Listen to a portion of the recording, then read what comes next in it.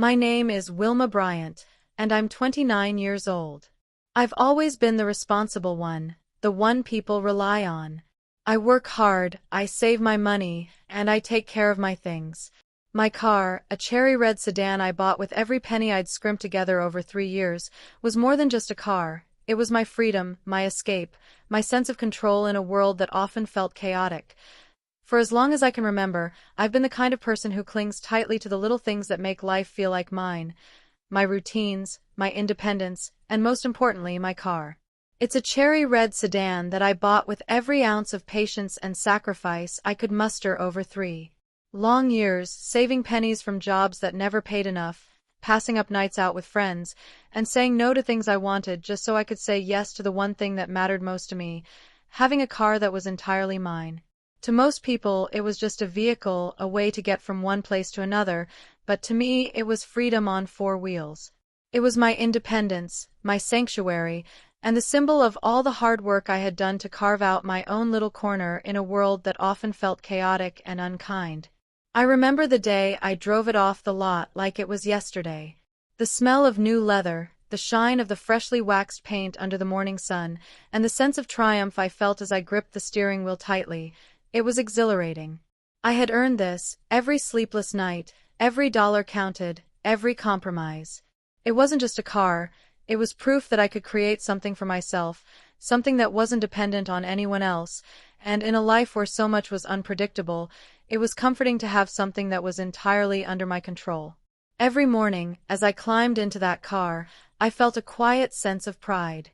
I polished it carefully every weekend, cleaned the interiors religiously, and made sure it was always running perfectly. To anyone else, it might have seemed obsessive, but to me, it was love. Not the kind that's spoken in words, but the kind that's expressed in care and attention, in protecting what matters most. People often asked why I was so careful with it, and I would just smile and say it's because I value it. And I did. More than I could ever explain in a casual conversation, more than I could easily justify. That car had carried me through some of my most important moments, late-night drives when I needed to think, solo trips to escape the noise of my life, early morning commutes when the world felt too heavy to face without some sense of control. Every scratch I repaired, every tire I replaced, and every single tank of gas filled with meticulous budgeting was a silent promise to myself.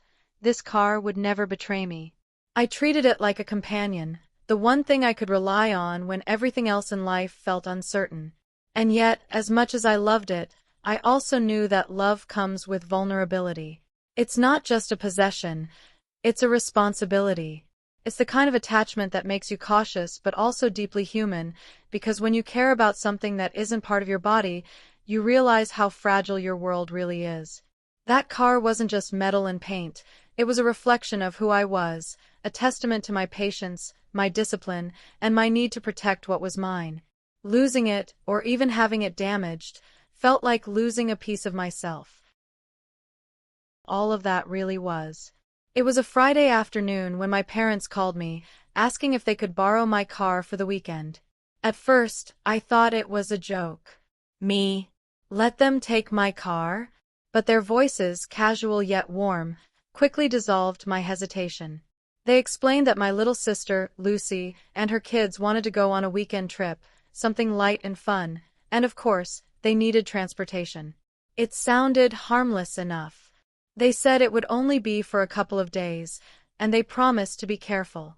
I nodded, trying to convince myself it was fine. After all, how could I refuse? Family was everything, and I had always prided myself on being helpful, dependable, the one people could count on. Yet, beneath the surface, a tiny voice of doubt whispered in my mind.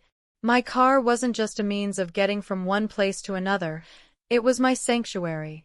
I had spent years earning it, months saving every possible penny, and countless hours making sure it remained in pristine condition. The thought of handing it over to someone else, even my parents, made my chest tighten slightly. But I swallowed that unease and plastered on a smile when I agreed. Sure, I said, handing over the keys. Just make sure everything's fine. My mom's eyes lit up when she took the keys from me, and my dad clapped me lightly on the shoulder. Their excitement was infectious, and for a moment, I felt proud. Proud that my car was considered reliable enough for a family trip, proud that I could help make their weekend a little easier. I even reminded myself that they had always been careful drivers, that they loved me and would never do anything to harm my things. But as I watched them load Lucy and her kids into the car, I felt a small knot of worry tighten in my stomach. I tried to push it aside, telling myself it was silly to be anxious. It was just a weekend. Just a short trip. What could possibly go wrong? I busied myself with work, trying to ignore the empty space in the driveway where my car usually sat. By Saturday, I had nearly convinced myself that my unease was just paranoia. The world seemed normal, the weekend seemed safe, and the car was still in their possession. But a small part of me, the part that had always been careful and responsible, couldn't stop imagining the worst-case scenarios. A fender bender, a minor accident, or worse, something that could cost me not just money but also a sense of security. I hated that I was thinking this way. My parents were trustworthy, my sister was responsible, and the kids were harmless. Yet, that little voice persisted, quietly gnawing at me, reminding me that handing over control, no matter how loving the intentions, always carried risks. By the time Sunday evening rolled around, I tried to relax. I convinced myself that everything had gone smoothly. After all, my parents had called me throughout the day with updates, they sounded happy, and my sister had laughed about the kids' antics. Still, I couldn't help the subtle tension in my chest. Something told me that by Monday, my world would look very different, and that quiet unease was only the beginning of what was coming. The weekend stretched out in a strange, quiet tension for me, like a movie playing in slow motion where I was both the audience and the main character, trapped in anticipation. Friday evening had passed, and my parents still hadn't returned. The driveway, usually alive with the sight of my cherry-red sedan, remained empty. I tried to tell myself that everything was fine, that they were enjoying themselves, and that my car was safe. But the silence gnawed at me. Every sound of a passing car, every unfamiliar horn, made me pause, my heart skipping a beat. I found myself checking my phone compulsively, expecting some kind of update, even though I knew they weren't required to give me one. Saturday morning, I woke up with a strange mix of hope and dread. I imagined my car cruising down the highway, my parents laughing, Lucy's kids shouting about who got the front seat. I pictured the laughter, the ice cream stops, the tiny arguments over what music to play. And yet, every imagined scene carried a shadow, a whisper of something going wrong, a faint, inexplicable anxiety that I couldn't shake. I scrolled through my phone, seeing messages from friends and coworkers, and each notification made me tense slightly, hoping it wasn't the police, the tow company, or anything bad that had happened to my car. The hours crawled by. I tried to keep busy, throwing myself into work, cleaning the apartment, making plans with friends that never quite distracted me. Every few minutes, my mind wandered back to the car, imagining it parked safely, imagining it damaged, imagining it gone. I questioned my decision to lend it, a pang of regret cutting through the forced smile I presented to the world. I knew, rationally, that my parents were careful drivers, that my sister was harmless, and that accidents were unlikely. Yet, I couldn't silence the tiny drumbeat of anxiety echoing in my chest. By Saturday afternoon, I began to notice how the quiet of my apartment, once comforting, had turned oppressive. The absence of my car wasn't just a physical emptiness, it was a symbol of the lack of control I had over the weekend. I walked past where it usually sat, polished and gleaming, and felt a pang of longing. The driveway seemed unusually large, empty, and haunting, like it had swallowed my peace of mind along with my car. I tried reaching out, sending a casual text to my mom, asking how things were going. She responded quickly, cheerful and unconcerned, sharing that they were having fun, that the kids were laughing, that the trip was going perfectly. I forced myself to relax, reading between the lines for reassurance, telling myself that everything was truly fine.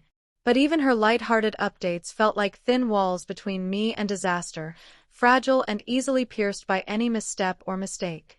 As the day turned into evening, I found myself reflecting on the strange duality of trust and worry. I had handed over something precious, something that represented years of effort, and for the first time, I realized that letting go, even momentarily, always came with risk.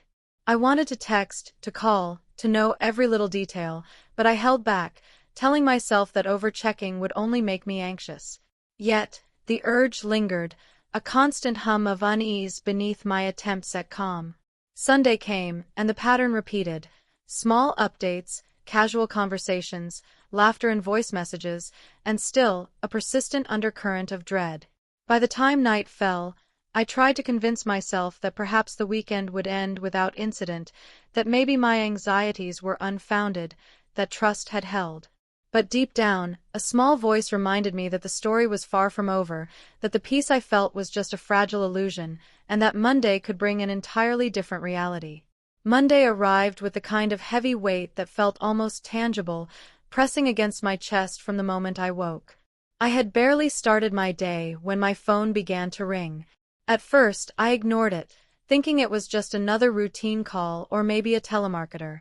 But the ringtone didn't stop, and there was a certain urgency in the persistent buzzing that made my stomach twist into knots. Finally, I picked up, my heart hammering so hard I thought it might burst through my ribs.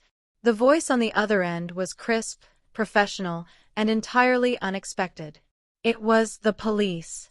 "Ma'am, this is Officer Daniels from the local precinct," he said. "We're calling about your vehicle. It's been impounded due to a violation, and there's a towing and storage fee that must be settled before it can be released. The total comes to $1,900. The words barely registered at first. My mind froze, caught somewhere between disbelief and panic. $1,900. My car. My freedom. My responsibility. My safe space. All of it was suddenly out of my hands and tied to a number that made my head spin. I felt like I had been punched squarely in the gut, and the air in my apartment seemed to thicken, almost suffocating me. I gripped the edge of my desk, my knuckles turning white as I tried to process what I had just heard. The officer repeated the details calmly, almost like reading from a script, but all I could hear was the sound of my life spinning out of control. I asked a few questions, my voice trembling, desperate for information, desperate to find some way to understand how this had happened. He explained that the vehicle had been parked in a restricted area, that complaints had been made, and that the tow company had followed protocol. There was nothing more he could tell me beyond the cost, the location of my car, and the urgency of settling the fees. I dropped the phone in disbelief. $1,900. I ran my hands through my hair, pacing in circles, feeling anger, fear, and helplessness collide in a storm I couldn't escape. How could this happen? How could my car, my pride and joy, be gone like this? I didn't know where to start. Should I call my parents first? Should I call the tow company? Should I scream? Should I cry? All of these thoughts collided in my mind, but none seemed to hold the clarity I so desperately needed. My phone rang again, and I answered, my voice shaky, hoping against hope it was my parents, some explanation that would make sense. It was my dad. He sounded calm, almost too calm. "Hey, Wilma, what's wrong?" His casual tone made my chest tighten even more. I swallowed hard, trying to steady my voice. "Dad, my car, it's been towed. There's a $1,900 fee. The police are calling me." "What happened?" I heard him pause on the other end, a silence so long and heavy it felt like a weight pressing down on me. And then, when he finally spoke, his words were almost too dismissive, too soft. "Wilma, it's nothing to worry about. Just a little mishap. We'll sort it out." "Nothing to worry about? Dad, it's $1,900. That's not a little mishap." I felt my voice rise, trembling with a mixture of panic, disbelief, and frustration. The anger was creeping in now, sharp and unrelenting. I had trusted them with something that mattered more than I could explain, and now it was gone, and no one seemed to see the gravity of the situation the way I did. I ended the call, my mind racing. I sat down, staring at my phone, trying to make sense of what had happened. My car, my independence, my sanctuary, gone, impounded, and costing nearly $2,000 to reclaim. I felt the full weight of responsibility crush me. And in that moment, I realized how fragile trust can be, and how quickly life can turn upside down in ways you never expect. I could feel my chest tighten as I dialed my parents' number again, my hands trembling like I was about to confront a storm. Every ring felt like a countdown, each vibration of the phone a drumbeat of anxiety pounding against my ribs. When my dad finally picked up, his voice was calm, almost unnervingly calm, like he had no idea the chaos that had exploded in my life. Hey, Wilma. "What's wrong?" he asked casually, as if I were calling to discuss dinner plans or the weather. I gritted my teeth and swallowed the lump in my throat before speaking. "Dad, my car. It's been towed. There's a $1,900 fee. The police are calling me." "What happened?" My words came out rushed, jagged, filled with the tension that had built over the past 48 hours. I could almost hear the disbelief in my own voice, the combination of fear, frustration, and incredulity. There was a long pause on the other end, a silence that seemed to stretch forever, like the world itself had stopped just to watch me unravel. Finally, my dad spoke, his words careful and slow.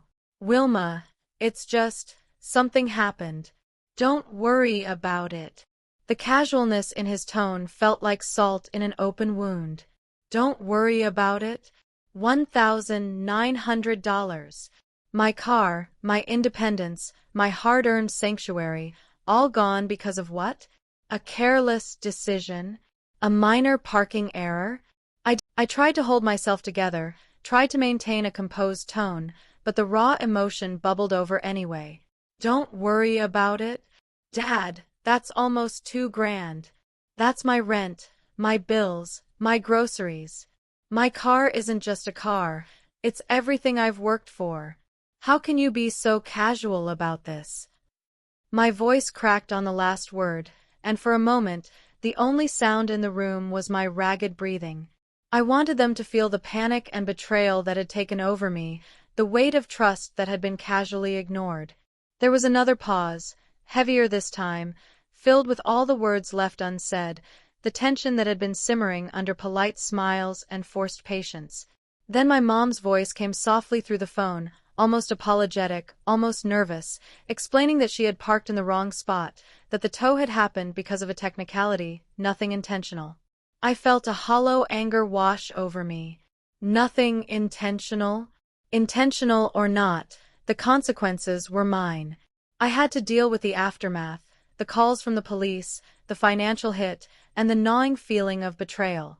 I could barely form words as I tried to respond, each syllable weighed down by frustration and disbelief. I felt a strange mix of emotions, anger at their carelessness, sadness that they hadn't understood the gravity of the situation, and a lingering fear that the world could shift in an instant, leaving me powerless despite all my careful planning.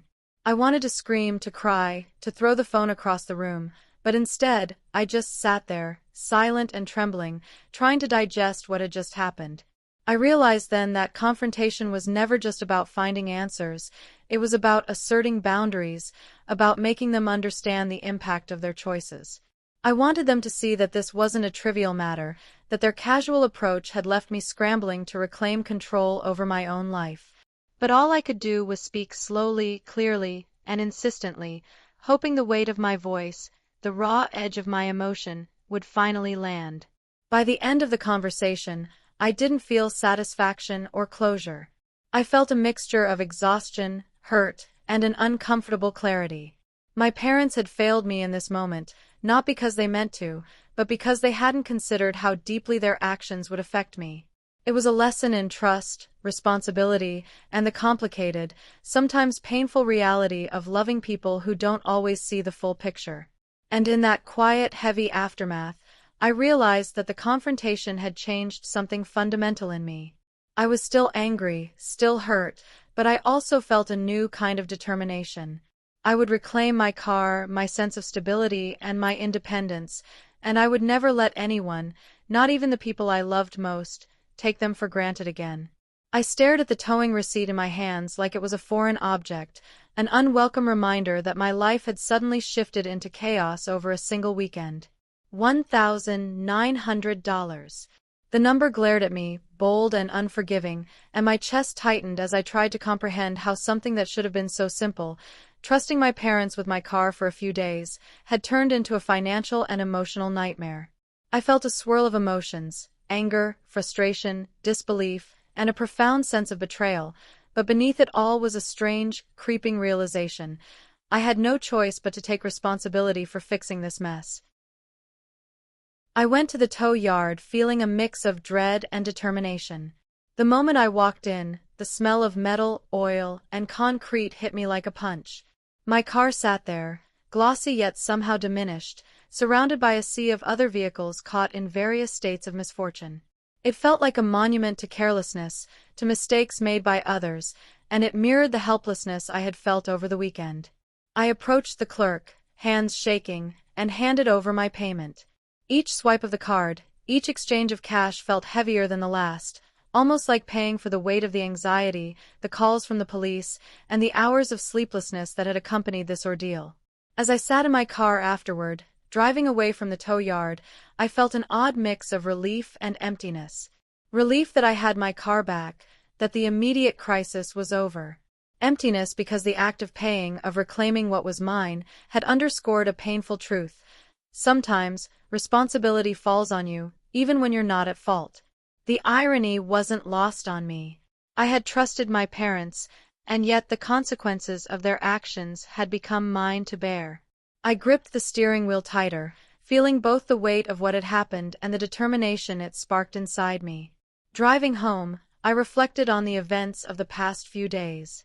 I thought about my parents and the casual way they had brushed off the seriousness of the situation. I remembered the silence that had followed my questions, the apologetic tone that barely scratched the surface of my frustration, and I realized that trust, even in family, is fragile. It isn't something to be assumed, it's something to be understood, respected, and protected. The experience left me feeling wary, more cautious, but also strangely empowered. I had survived the chaos, faced the confrontation, and emerged with my car and my dignity intact. I also thought about myself in a new light. I had always prided myself on being responsible, on managing my life carefully, but this ordeal had shown me that no amount of planning could shield me from the unexpected choices of others. And yet, I had faced it head-on. I had paid the bill, retrieved my car, and walked away with more than just a vehicle. I had walked away with a renewed sense of personal strength and the realization that independence comes with both freedom and responsibility. It's a hard lesson, but a necessary one. Sitting in traffic, I watched the city blur past, the honking horns and the rush of people moving through their own lives, unaware of the storm I had just navigated. I thought about how easily life can change, how quickly the familiar can become uncertain, and how important it is to guard the things that define your independence. My car was more than metal and paint. It was my sanctuary, my hard-earned freedom, and reclaiming it had been an act of reclaiming myself, my control, and my peace of mind. By the time I reached home, exhaustion had set in, but so had clarity. The weekend had been a harsh lesson in trust, responsibility, and the fragility of reliance on others, even those closest to you. I realized that while my parents had acted without considering the consequences for me, I had acted decisively to protect what was mine. That realization carried a quiet power, a sense of self-reliance that I hadn't fully appreciated before. The days after the towing ordeal felt surreal, as if the events of that weekend had carved themselves into my life and left me walking through a world slightly different from before. I drove my car again, polished and repaired, its cherry red paint gleaming in the sunlight, yet it felt heavier somehow, not in weight, but in significance. Every turn of the wheel reminded me of what had happened. Every glance at the dashboard carried the echo of that $1,900 bill and the phone calls I had received. But more than that, it reminded me of myself, how I had survived the chaos, how I had confronted my parents, and how I had reclaimed not just my car, but a piece of my independence. I realized, in a quiet, almost uncomfortable way, that trust is fragile. It's not something to be assumed or taken for granted, even with family. My parents hadn't intended to harm me, but intention didn't erase consequence. Actions have weight, and their casual handling of my car over the weekend had left me scrambling to fix the aftermath. I thought about how easily things could have been worse, how a single choice, made without thought for others, could ripple outward in ways we cannot control. I understood, finally, that while love is unconditional, responsibility is not. Trust, once broken, takes effort to rebuild, and sometimes the lesson isn't about forgiving others, it's about protecting yourself. I also reflected on what it meant to be independent. My car had always been more than just transportation. It was a symbol of the life I had built with care and effort. Losing it, or even feeling as though it had been taken from me, forced me to confront my vulnerabilities. I realized that independence isn't just about having things, it's about having the resilience to face unexpected challenges and the strength to make difficult decisions, even when emotions run high. By paying the fee, confronting my parents, and navigating the bureaucratic mess of retrieving my car, I had exercised that independence in a tangible way. I had acted decisively when chaos threatened, and in doing so, I proved to myself that I could rely on no one but me when necessary. The experience also taught me patience and perspective. I had spent hours pacing, worrying, and imagining the worst-case scenarios, letting anxiety gnaw at me. But in retrospect, I understood that panic doesn't solve anything, action does. I learned to channel my frustration into problem-solving, to take a step back and assess the situation, and to respond in a way that preserved my dignity and control. It was a subtle, hard-won skill, one that I knew would serve me well in countless situations ahead. Perhaps the most significant lesson was about boundaries. Love and family are important, but so is self-preservation. I realized that sometimes the people you trust most can hurt you, not because they want to, but because they act without understanding the consequences for you. And when that happens, it's not weakness to protect yourself, it's wisdom. I had been responsible all along, but now I had learned to extend that responsibility beyond just my work or possessions. I had to protect my emotional well-being and my independence too. Driving through the city streets after the ordeal, I noticed details I had never paid attention to before. The rhythm of traffic, the way sunlight bounced off windows, the laughter of strangers passing by. Life continued, indifferent to my personal turmoil, and yet, I felt a strange harmony with that reality. I had survived, I had grown, and I had emerged stronger. The weekend had been a harsh teacher, but it had also given me clarity, resilience, and a deeper understanding of myself. By the end of it all, I understood that growth often comes through discomfort, and strength is forged in the fire of unforeseen challenges.